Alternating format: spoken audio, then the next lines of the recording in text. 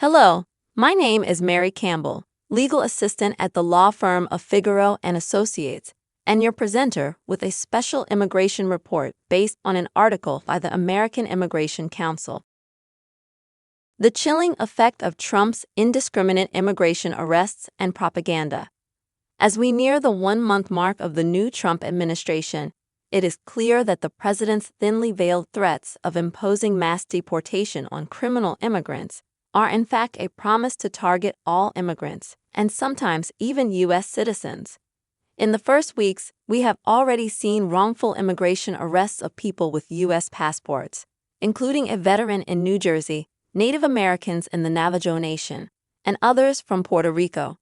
We have reports of the sweeping in of immigrants with lawful status who pose absolutely no public safety threat, including Venezuelan people with no criminal record, shipped off to Guantanamo Bay. A Miami middle school teacher with DACA faced arrest and possible deportation. Faith leaders have spoken out about U.S. immigration and customs enforcement agents showing up at the doors of churches.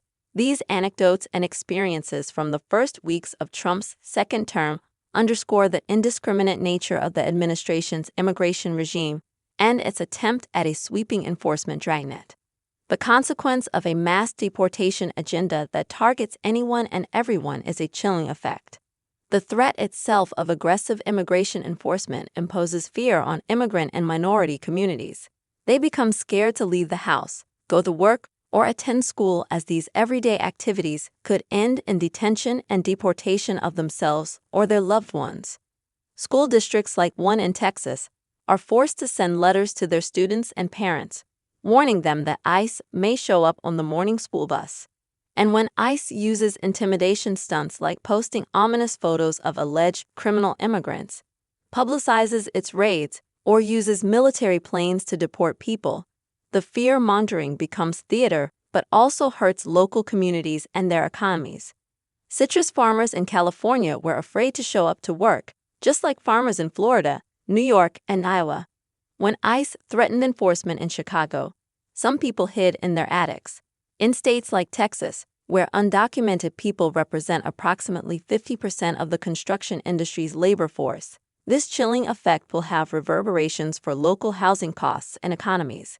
This is unsurprising considering that the 11 million undocumented people who live in the U.S. fill critical sectors of the labor market like agriculture, construction, and health care, in addition to loving U.S. citizen children and partners, and having deep ties to our communities. It doesn't matter whether ICE hits its arrest quotas or targets.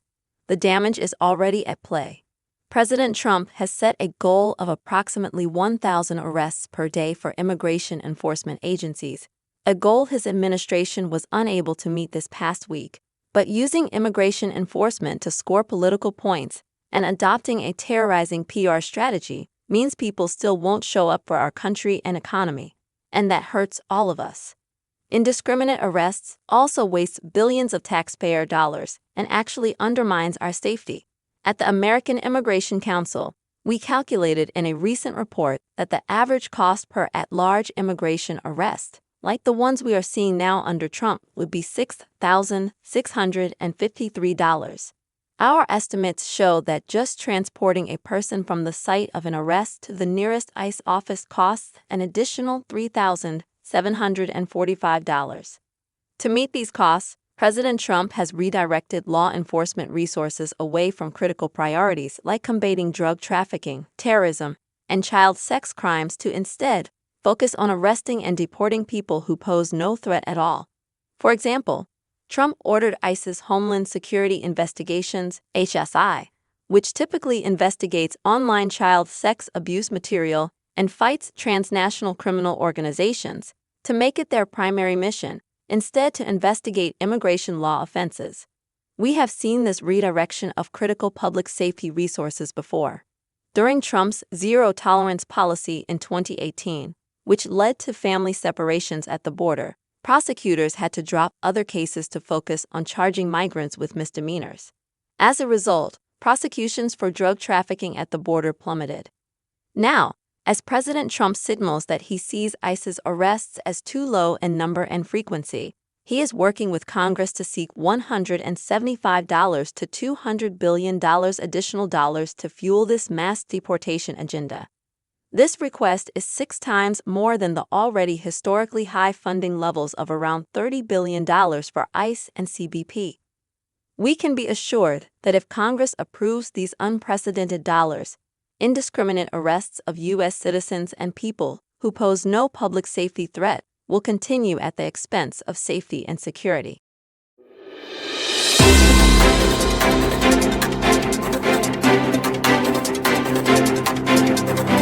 Our weekly immigration news roundup is brought to you by the law firm of Figueroa & Associates. For consultation on any immigration or legal matter, please call 855-768-8845. That's 855-768-8845. For full stories and more immigration news, visit www.theimmigrantsjournal.com. That's www.theimmigrantsjournal.com.